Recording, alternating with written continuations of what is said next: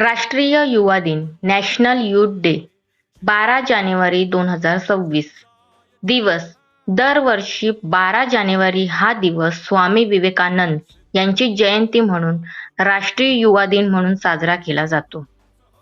2026 ची theme ignite the self, impact the world. स्वतःला प्रज्वलित करा आणि जगावर प्रभाव पाडा.